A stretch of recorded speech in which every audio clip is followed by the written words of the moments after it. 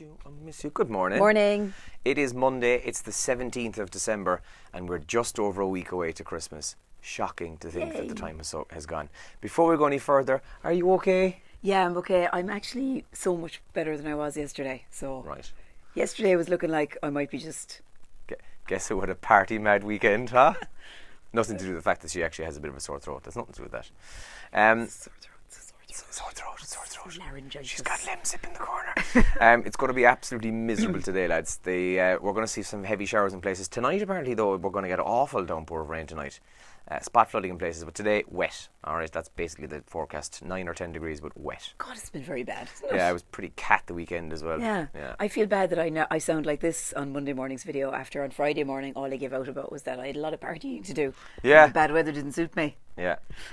Anyway, okay, we're going to check out today's papers on the show this morning. The budget for state cars and drivers for the Taoiseach, the President and other members of a select state-funded group cost over €1 million last year. That's a story in the front page of the Irish Examiner today.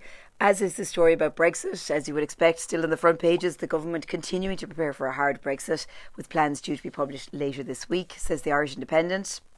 Says the Irish Examiner, rather. In the Independent front page, Gardaí investigate dissident links to pre-dawn attack at repossessed house. This is this dreadful story coming out of County Roscommon over the weekend. The centre of a heavy-handed eviction last week, says the paper. Foul play has now been ruled out in the death of a baby girl whose body was found on a beach over the weekend in Dublin. That's another story on the Indo this morning. And the Times Ireland edition, May urge to let MPs take control of Brexit, is a story. And a fabulous photograph, isn't it, of the Cistercian College in Roscrea and pupils there in their Christmas carol service. It's a really beautiful photograph. It's a great shot, yeah. Yeah. Loads of carol services and there's some really nice stuff happening, Christmas concerts happening over the next few days as well. So if you can at all, check them out. And also on the front page of the Irish Sun today, lots of what happened in the Premiership over the weekend with Liverpool, beating Man United 3-1. Oh, were they playing yesterday, were they? Yeah, that happened. Yeah. Southampton beating Arsenal. I was listening to that one, actually. They beat Arsenal yesterday as well, and Chelsea beating Brighton as well. Some of the big stories there. The top trends we're waking up to this morning. Oh, is Liverpool versus Man United? Yeah, so that it was on. That is true. So they won 3-1 yesterday, apparently. Yes. I didn't know it was on. Roscommon is trending in for all the wrong reasons, like Elaine said. They're in the papers this morning after the story from this farm where the repossession took place, and it was like a war zone there for a time over the last few days. And WWE TLC, the Tables, Ladders, Chairs match is trending this morning. Now, I haven't watched wrestling and WWE for a long time. But by all accounts, it was the women's match last night was one of the greatest matches of the year. Wow. Probably the greatest match in the women's division in history, according to some of the reports this morning. And they're saying it's definitely going to be up there with one of the best matches of the year because it was very violent, apparently. Okay. But 3 women were fighting for the title last night, and by all accounts, it was a cracker. But again, I haven't watched it in a long time. Speaking of fighting, Katie Taylor was very impressive by all accounts of the weekend. Yeah, I watched the highlights of that yesterday as well. She is class. That was in Madison Square Garden, was it? Yeah, it was her debut in Madison Square Garden, yeah. And did you see when she was getting the belt afterwards, the other girl was just so magnanimous. Like, she was just like, yeah, you're class. Yeah, she is class, like, it's ridiculous. Fair play to Katie, yeah, I saw those highlights yesterday. And bad news. What? You know the way we had a ridiculously hot summer? Yeah. Well, as a result of having a really hot summer, sprouts are a lot smaller.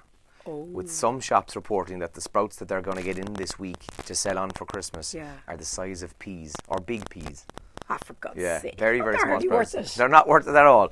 There's people now watching this kind of going, yes, good, get rid of the sprouts. Yeah. Hate the sprouts. That's terrible. And also, we are, what was I going to say to you? Oh yeah, just over a week to Christmas, 15 days to 2019, and I just found out last night. Did you watch Downton Abbey at all? Yes, I loved it. Yeah, there is a film.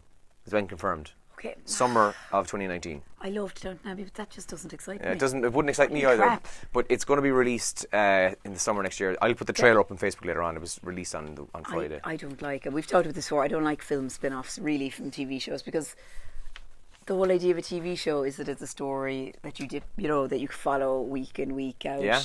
And then they try to just squish it all into 2 hours, then a story. I don't know. It's just pure money making. Yeah, completely. Yeah. So I'll stick the trailer up on Facebook here later on. But if you're a fan of Downton Abbey there will be a film, and I have to agree with Elaine. I wouldn't have high expectations for it, but I do love Downton Abbey. That's great. Have you watched it at all? Never watched you it. like that kind of period stuff? Nah.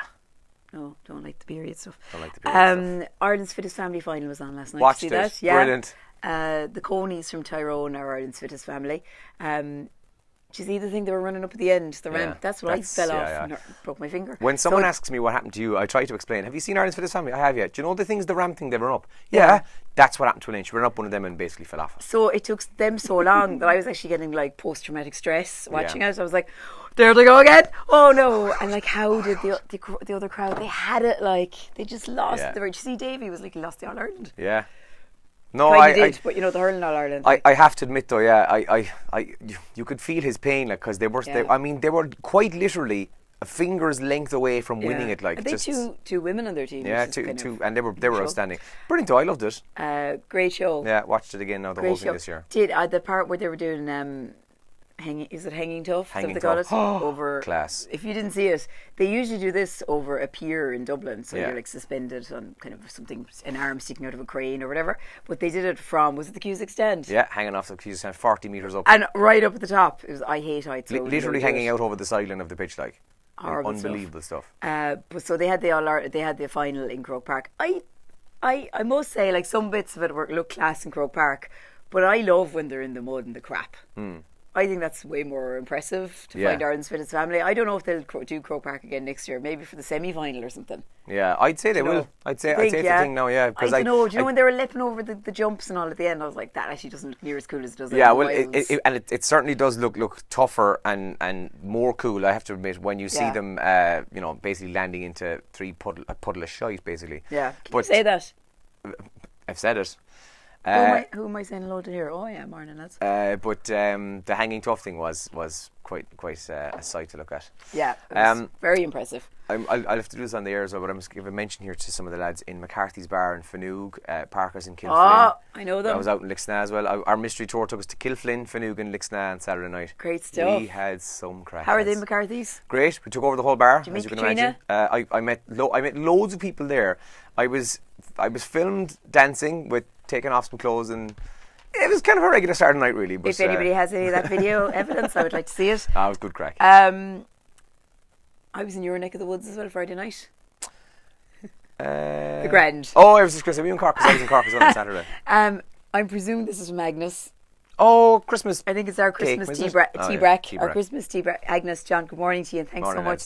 And just more Christmas cards arriving as well. And thank you so much to everybody who's been sending us Christmas cards. They're really lovely. They brighten up the office. I also have to mention Recovery Haven. You know the beard shave we did from Movember. I got a letter that was obviously arrived here Friday, but thanks to the brilliant people who work here in Post, I didn't get it till this morning. Anyway, in the letter, I'm often distributing the Post here, so that's kind of me. It's probably Elaine then. In the letter, actually, funnily enough, I was looking for a biro a while ago and found it on Brendan's desk. So again, people who've no idea where I sit clearly and no idea which office we are. Anyway, the letter said on a great news that just over 30 grand was raised for Recovery Haven for this shave event over the course of November. That's brilliant, because were they aiming for 10 grand? Aiming for 10. 100 men for €100 and a 10 grand, and I think that's superb. So to everybody, I mean, obviously a few of us here took part, but I mean, we did the bare minimum. There was a guy there, one guy was mentioned, I can't think of his name now, he made €600 or €700 like on his own, like, which is impressive. So to anybody who took part or donated, and that includes you, I mean, Elaine donated as well. Thank you to everybody. That's brilliant, like. Well done. Yeah, brilliant stuff. Okay, we'll leave it there for the moment. We're live on air in a couple of minutes here on Radio Kerry, and you can comment here if you want us to mention something, or you can get in touch with us by text or WhatsApp. And let us know what you got up to for the weekend as well. Maybe like Elaine, you partied hard and have the. Maybe we could do a competition to find the hoarsest person in Kerry. WhatsApp us.